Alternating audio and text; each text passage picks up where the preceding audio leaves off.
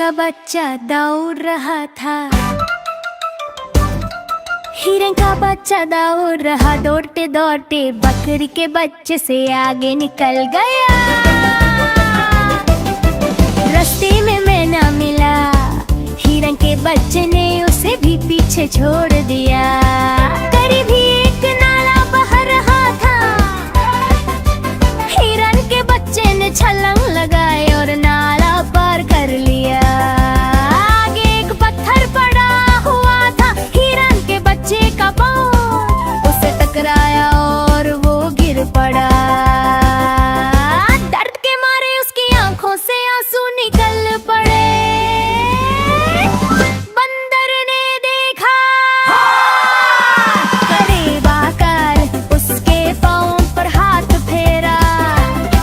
हिरन का बच्चा और जोर से रोने लगा।